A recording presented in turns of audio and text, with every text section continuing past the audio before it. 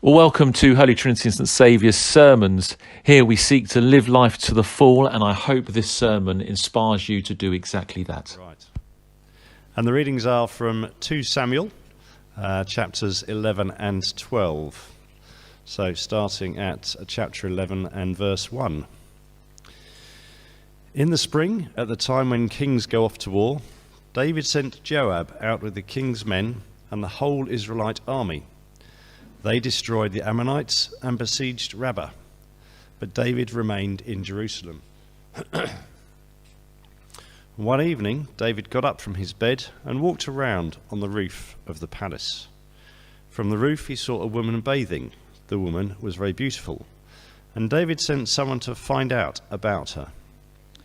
The man said, "Isn't that Bathsheba, the daughter of Eliam, and the wife of Uriah the Hittite?"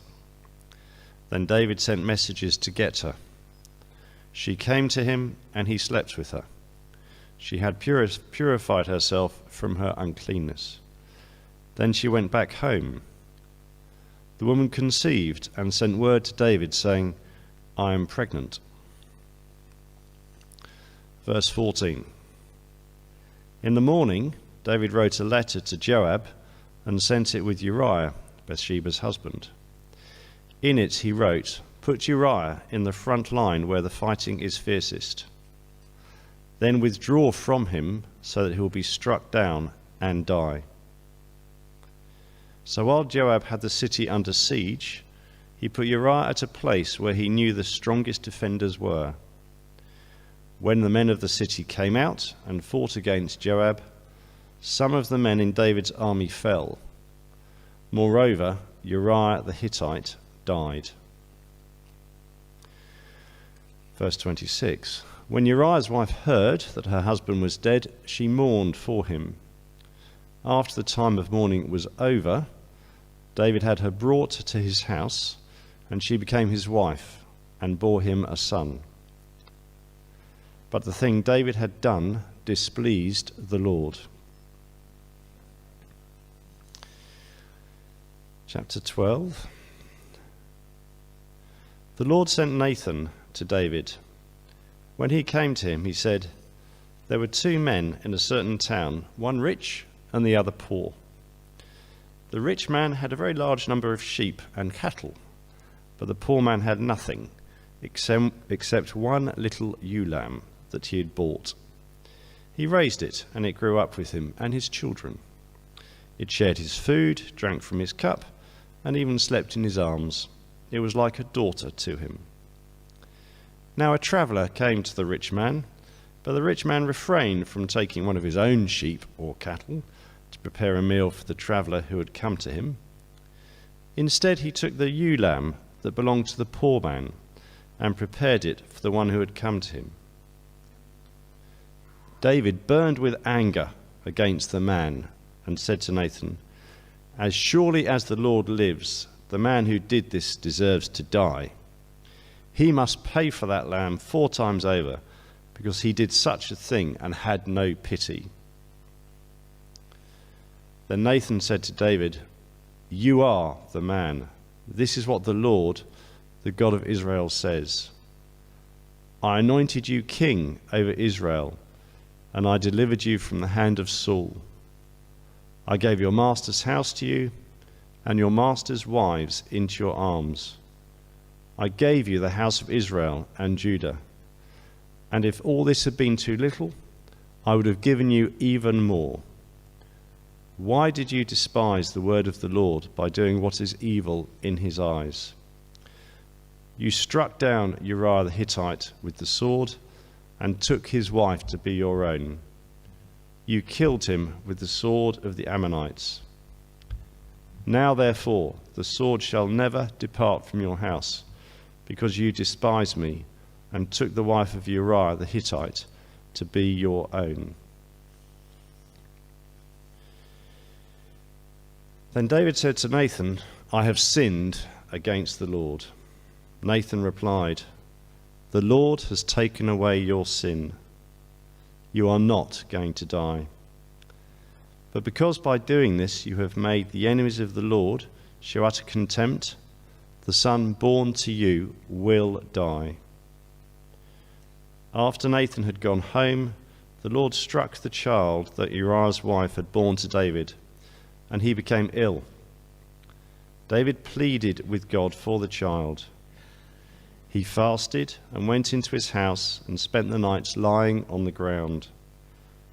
The elders of his household stood beside him to get him up from the ground, but he refused, and he would not eat any food with them. On the 7th day, the child died. David's servants were afraid to tell him that the child was dead, for they thought, "While the child was still living, we spoke to David, but he would not listen to us. How can we tell him the child is dead? He may do something desperate." David noticed that his servants were whispering among themselves, and he realized that the child was dead. "Is the child dead?" he asked. "Yes," they replied, "he is dead." Then David got up from the ground. After he had washed, put on lotions, and changed his clothes, he went into the house of the Lord and worshipped. Then he went to his own house, and at his request they served him food, and he ate. His servants asked him, "Why are you acting in this way? While the child was alive, you fasted and wept, but now the child is dead, you get up and eat." He answered, "While the child was still alive, I fasted and wept. I thought, 'Who knows? The Lord may be gracious to me and let the child live.' But now that he is dead, why should I fast? Can I bring him back again? I will go to him, but he will not return to me."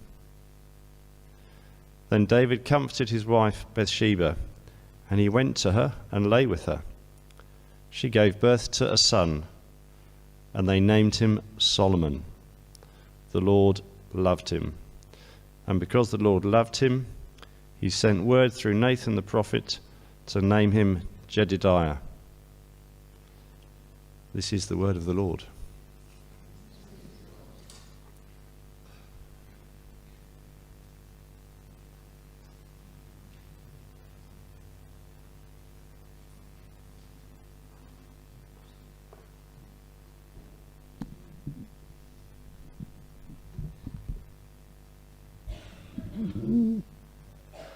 I think that's about right.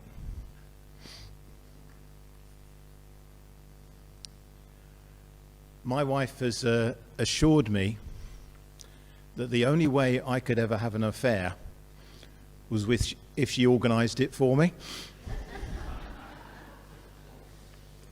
which is true. Unfortunately, there are an awful lot of other ways in which I don't need any help to fail and fall. There's two things I want us to hear as we look into this passage. I want you to see from this that there is a constant possibility that we all face to fail and to fall. And maybe not in the same way as David, but unless we're careful, all of us can. We can all destroy relationships in so many ways. Paul says to us in 1 Corinthians chapter 10, "If you think you are standing firm, be careful that you don't fall."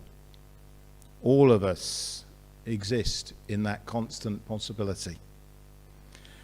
And the second thing that I want you to take away at the end of today is that knowledge of the reconciling forgiveness of our Father God when everything seems to go pear-shaped.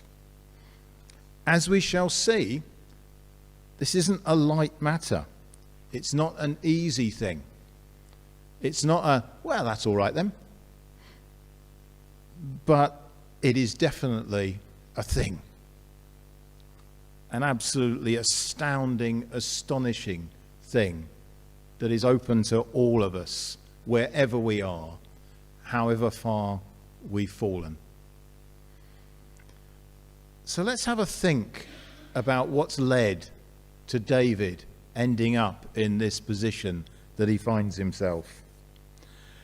And there are three classic events that follow one after the other in the story of what happens as David walks on the rooftop. And it's what I call find, fondle, and fall. And it is a pattern of behavior that we see throughout Scripture. And it is a pattern that we constantly repeat in our lives. We find, we fondle, we fall. Think right back to the very start of the Bible. Eve. She saw the fruit. She saw that it was good to eat. She found it. She fondled the thought and held on to it. And then she ate. She fell.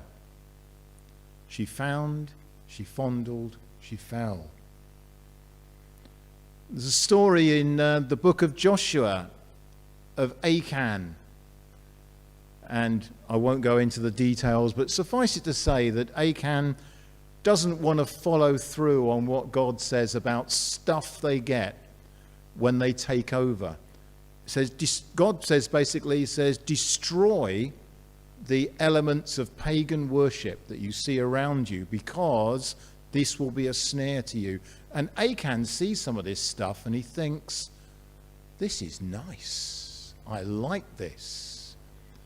And he finds it and he looks and he goes, I like that. And he fondles it and he takes it. Some of it for himself. And he says, a little bit here won't matter. We'll destroy the rest.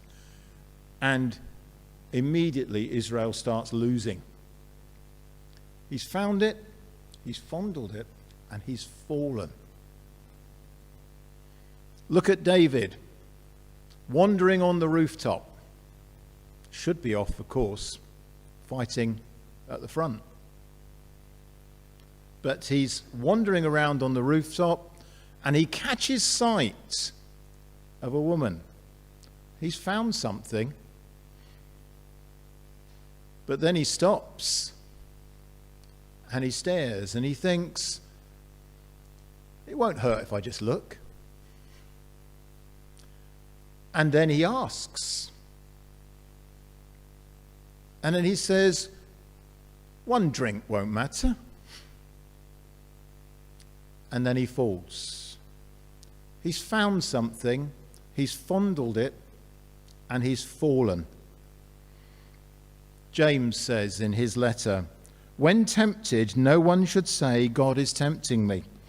For God cannot be tempted by evil, nor does he tempt anyone. But each person is tempted when they are dragged away by their own evil desire and enticed. Then after desire has conceived, it gives birth to sin. And sin, when it is full grown, gives birth to death.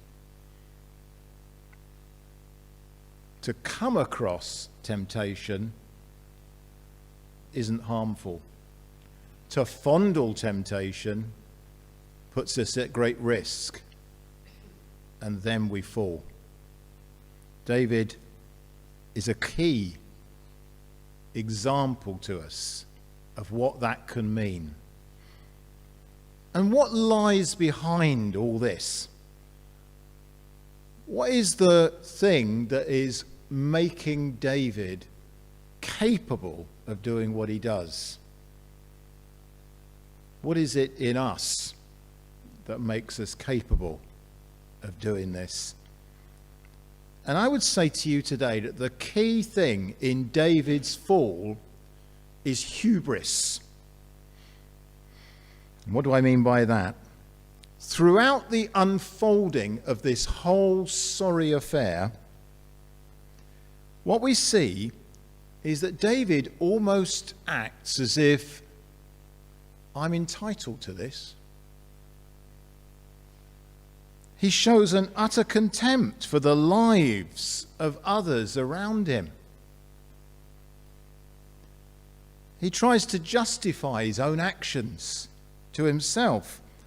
And eventually, when he realizes that what he's done is causing problems, he tries to get out of jail by disposing of the lives of others.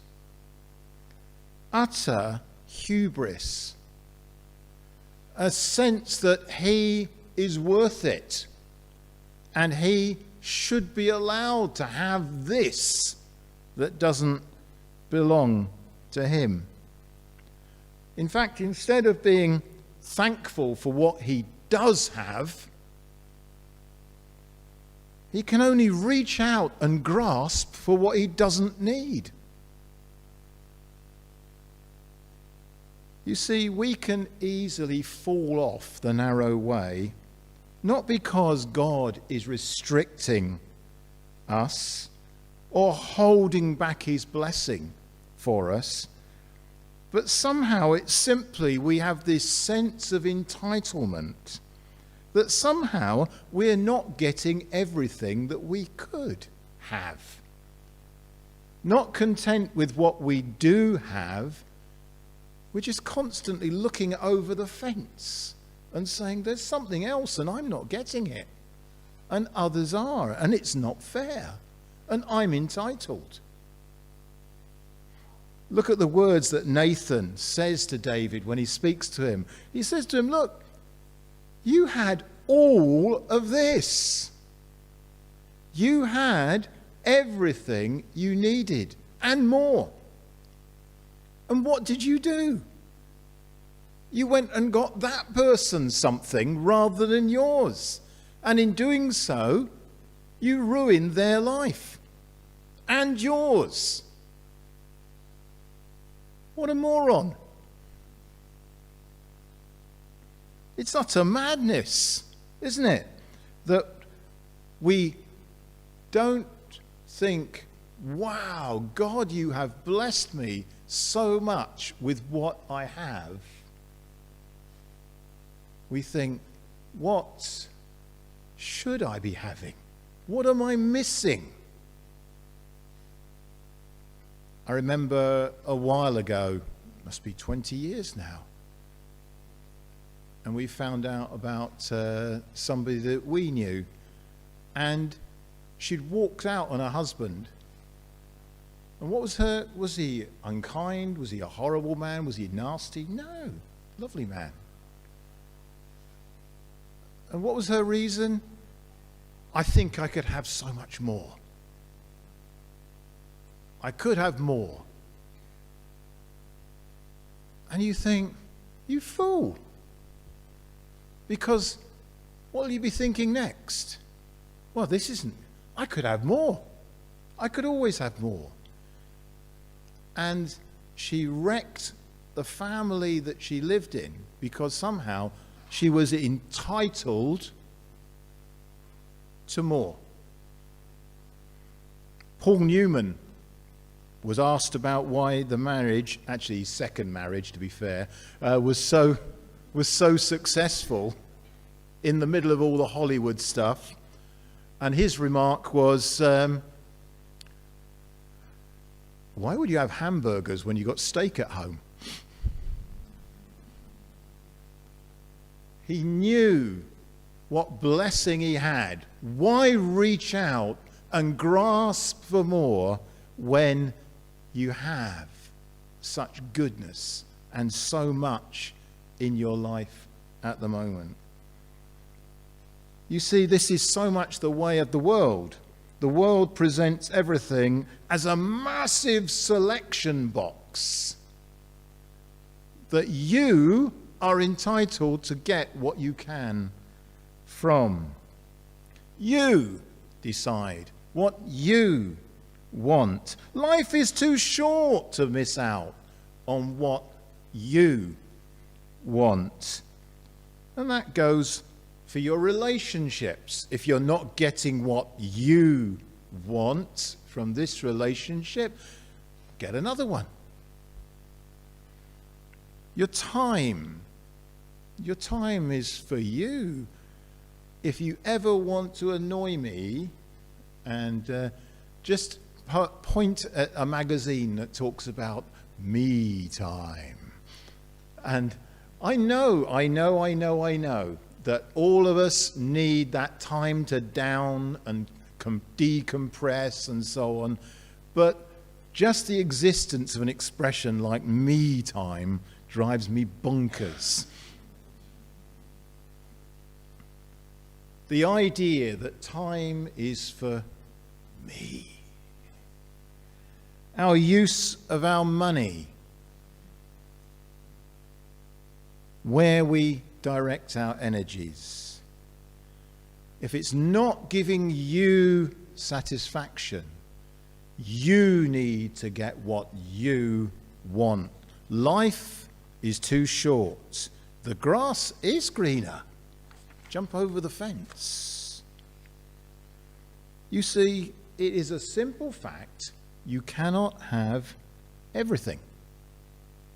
You cannot experience everything. You cannot own everything. David is making this mistake. He has everything he could possibly need, but now he wants that. Not this, that. Jesus used the words, "Whoever tries to keep their life will lose it." And it must be important because it appears in every one of the four Gospels. Whoever tries to keep their life will lose it. Jesus recognized the temptation for us to constantly be seeking something that doesn't belong to us rather than being content with what we have. Whether it's another man or woman who is different from the one we have. Whether it is more stuff that we haven't got. Whether it's not being here because here is difficult, it'd be better to be there. Whether it is better friends that are different to these ones I'm stuck with. Maybe it's thinking my family is a burden round my neck and I wish I was away. Or I wish, rather, I could put them away. And so instead of pouring our energy and our time into loving and developing the relations that we have and building those relationships and loving them, we grow in resentment because we're not getting what we want until we step off the narrow way, because clearly God is a bit of a killjoy and we're not getting what we want, and we end up making David's mistake, which is to throw away the great things that we do have because I want that. And that's until we wake up one day or a courageous Nathan comes to speak to us and says, this is wrong. This isn't right. Or maybe it's the day you look at yourself and you say, what am I doing? What have I done? Where am I going? What's my life? And we have a choice to make. Now, thankfully, David makes the right one. But there are many examples in the Bible of people who don't make that right choice. You can look all through and see people who stuck their heels in and said, I want that. and I shall have it. But David says, I have sinned, I have made a huge mistake, and I don't know where to go from here. And if you want to see his thought processes, and it's brilliant that we were reminded of Psalm 51 earlier. If you read Psalm 51, says it's the Psalm of David when he committed adultery with Bathsheba. In other words, it walks you through what went through his mind and how he found the grace of God in the midst of all this. You can actually see his thought pattern from there. And he realizes that things have gone horribly wrong. And I want you to know today that when things go horribly, horribly wrong because you have made a big mistake, there is a way back.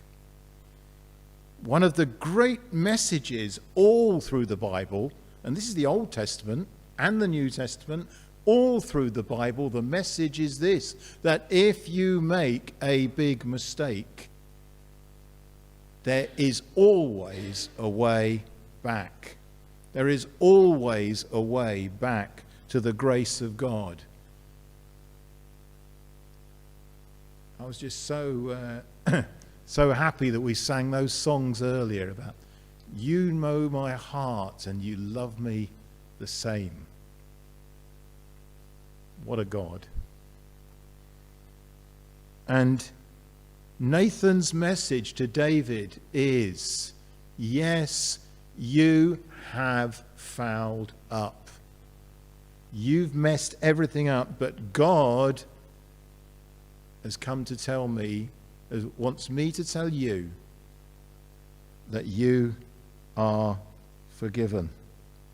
That you can be renewed. You can be brought back. You are totally cleansed from what you have done wrong. David is forgiven. You too can find that forgiveness anytime, any place, anywhere. God brings people back. That's the astonishing message here. That David isn't just left with that condemnation. One of the things somebody told me many, many years ago is you can tell the difference between the voice of the devil and the voice of God. The devil condemns, God convicts.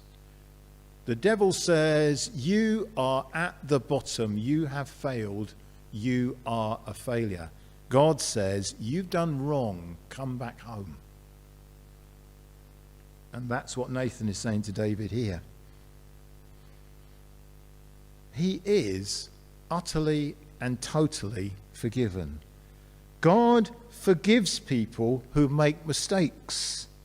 He brings them back into relationship with him. And that is anyone when they admit they're in the wrong.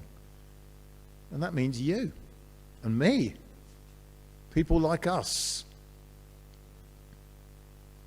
And that is a fact.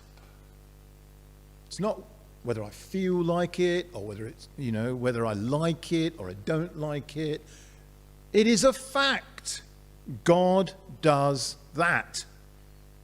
Paul reminded us earlier when he was said about that verse from Colossians chapter 1, about God's intention through the cross of Jesus Christ was to bring us back totally into relationship with him. Not sort of sat on the naughty step, but totally welcomed home. And we've been talking before the service and the message of the prodigal son, the story of the son who completely messed up and went away and just did his own thing and basically put two fingers up to his father and said, I wish you were dead. I want my inheritance. And what did that father do at the end? Welcome home. You are my son. Welcome home. That is our God. So if you've messed up, God wants to welcome you home. But, and there is a big but here, just remember that it's not always just as simple as that. I absolutely guarantee to you that God wants you home. And he, as we sang that song earlier about how he drives through walls and leaves the 99 to come after you, that is an absolute fact. But just remember that what we do has consequences, and we will need to live with those consequences. God wants you home, but it's a different place than you were before. Do you remember when you were younger and your brother or sister hit you? And your mum said to them, say sorry. And they went, sorry. And everyone acted as if it was all over. It wasn't, was it? Because you know, next chance they got, they'd do it again.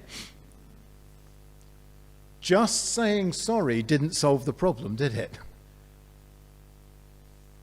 The relationship was changed and impaired between you and the person who'd offended you. Actions have consequences, and you will need to live with the consequences of your actions. In fact, part of the process of David coming home was him saying, I accept that I have done something wrong and I will have to live with the consequences of my actions. David is forgiven, absolute, total. His position and his standing with God is sorted. But you see, there is a difference between position and path. His position is sorted in terms of who he is in the standing with God. But he was walking this path, and now he's walking that path. And he must understand that there will be consequences to what he has done. You throw a stone in a pond, you can take the stone out, no problem. But the ripples are going to keep rippling. And that's what we see here. We see things are going to happen. There's going to be consequences for David's family life. There are going to be things that are going to happen because people look at him and go, well, there's David, the adulterer. Yeah, he's an adulterer. And that is going to have consequences. You see, forgiveness is free, but it's not cheap. God doesn't indulge in cheap forgiveness. Oh, that's all right. No, it's not. It's not all right. So many people have been hurt by this. So many people have been offended. His whole social position has been changed. It's not all right. And part of David's process in understanding where he stands in the light of his relationship with God is that he will now have to learn to walk these new paths. See, now that David has admitted his fault, there are broken relationships to repair. Some won't be. Some people won't forgive him. And he's going to have to accept that other people will look at him in a different way. he is going to have to make different decisions based on the fact that people don't trust him anymore. He's going to have to work harder for people to listen to him. And it's all going to take time to heal. So I do want you to understand that if you have messed up and you have done something that you are ashamed of, and you seek God's forgiveness, that is absolute and total. But part of the process is you are going to have to learn to walk the path that God places before you, that is a new path. So what do we do when we've made a mistake? What do we do when we've fallen and when we've allowed our desire for that to destroy our relationship with this? Well, may I just say to you 4 things to conclude very rapidly. Number 1 is to admit you're in the wrong. You can't get forgiven until you admit you've got something to be forgiven for. Admit, like David said, I have sinned. I have done wrong. It is me. It's not circumstances, not environment, it's not the government, it's not them, it is me. I have done wrong. Secondly, throw away your excuses. It's not my fault. It was all going wrong anyway. I couldn't help myself. Throw away your excuses and admit you did it. Third thing, as David learns here, face the consequences of your actions. In other words, say to yourself, life is going to be different now because of what I did. And that might mean restitution. I have to pay something back because of what I did. It might mean honestly admitting to some people, to say to them, I did you wrong. It might mean having to spend time and effort to build trust with others. But we must honestly face the consequences of our own actions. And then fourthly, and absolutely vitally, walk into this with God beside you, the God who forgives you, who welcomes you home and says, you are my child. You're on a different path because of your actions, but you are my child. Your forgiveness before God is absolute, and your freedom to grow into this new life that he has for you and those around you is there. Not the path you were on, a different path, but with the God who forgives beside you. It's not the same life, but God is in it. And if you want an illustration of that to show how the reconciling love of God changes the path that David is on, who is born to Bathsheba when we come into the next phase, as it were? But Solomon. Solomon, who will be the greatest king of Israel. God changes the path of David's life, but on that path, something new and amazing can still happen. If we wound back the clock of 2 Samuel to the chapter 10, we could say Solomon should never have existed.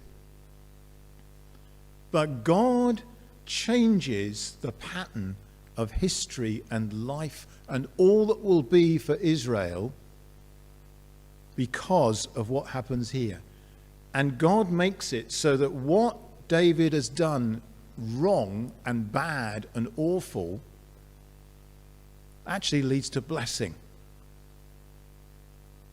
It shouldn't have happened, but God can even use our mistakes and the times when we mess everything up to bring blessing.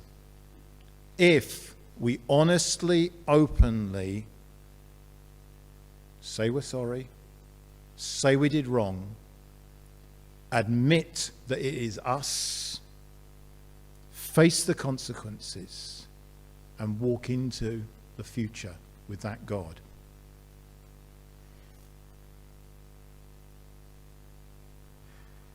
Let's just take a moment. I don't know where you're at. I don't know who you are or whatever.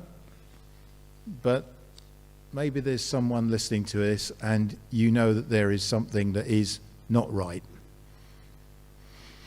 And I just want you to reflect for a moment on the fact that God really wants you to come home.